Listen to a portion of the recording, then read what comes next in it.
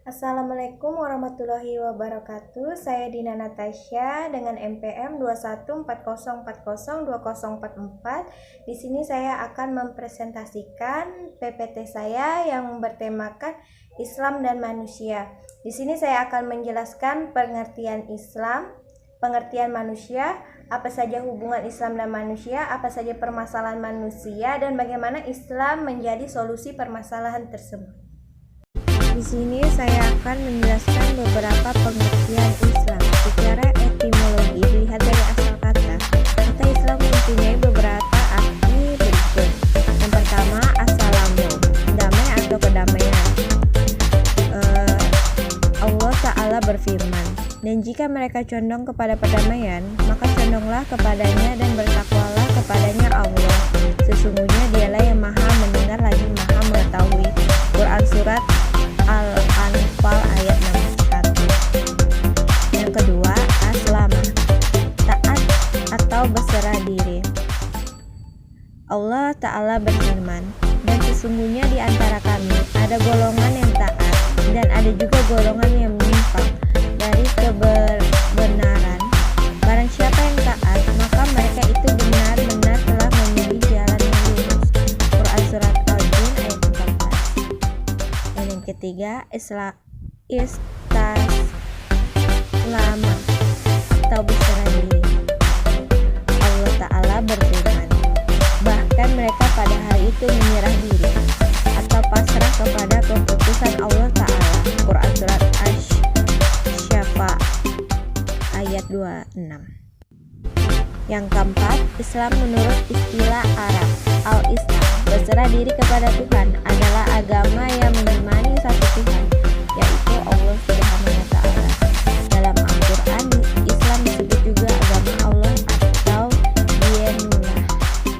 Adapun pengertian manusia, menurut Islam, merupakan makhluk Allah Subhanahu wa Ta'ala dalam sebaik-baiknya bentuk. Di samping itu, manusia dibekali dengan ilmu dan akal serta kemauan.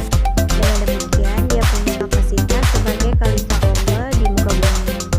Manusia menurut ilmu filsafat adalah manusia atau makhluk mukallaf yang dibebani kewajiban dan tanggung jawab. Dengan akal pikirannya, ia mampu menciptakan kreasi spektakuler berupa sains dan teknologi. Secara bahasa, bahwa manusia berasal dari kata manu, Sangskreta, dan mens, Latin, yang berarti berpikir, berakal, budi, atau makhluk berakal, budi, atau mampu menguasai makhluk lain. Hubungan Islam dan manusia. Apa sih hubungan Islam dan manusia? Apakah ada kaitannya? Di sini saya akan menjelaskan. Pada hakikatnya, Islam dan manusia mempunyai kaitan yang sangat erat. Islam itu sendiri merupakan agama fitrah yang mentuhankan Allah Subhanahu wa Ta'ala dan Nabi Muhammad SAW sebagai utusannya. Manusia merupakan salah satu makhluk hidup ciptaan Allah Subhanahu wa Ta'ala dari sekian banyak makhluk lain seperti binatang, tumbuhan, dan lain-lain. Dan juga manusia harus menjalani perintah dan menjauhi larangan Allah Subhanahu wa Ta'ala, serta menanamkan Islam di dalam diri manusia sangat penting karena Islam mengajarkan bagaimana cara hidup yang baik dan benar dan sudah tertera di Al-Quran.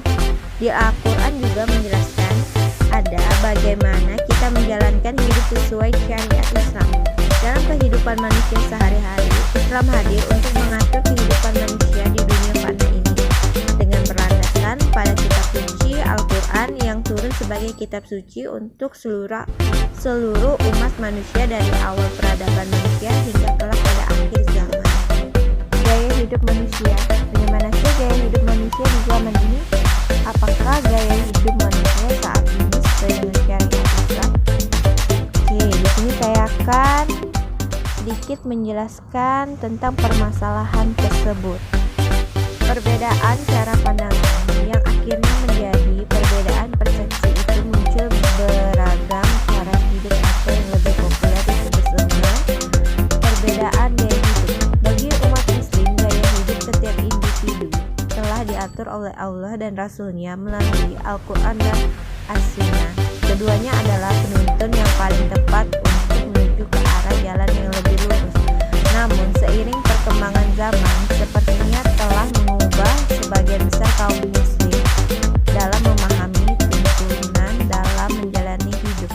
saat ini sebagian orang memang bergaya hedonis, suka berfoya-foya, dan hanya memikirkan kepentingan duniawi saja.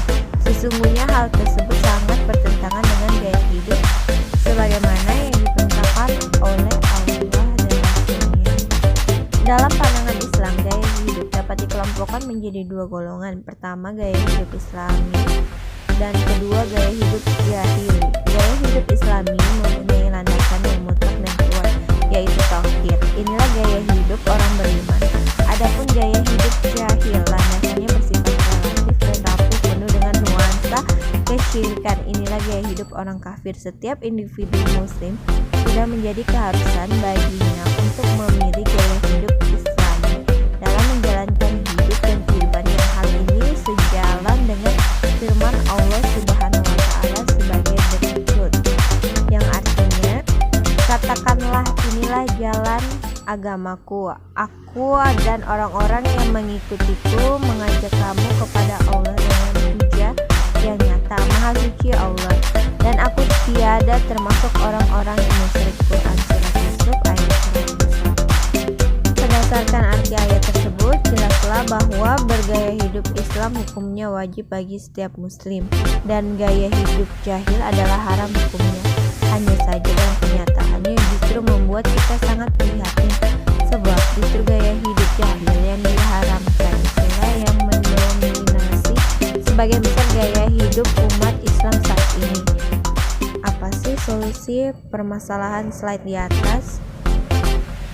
Yaitu yang pertama, rajin beribadah, memperdalam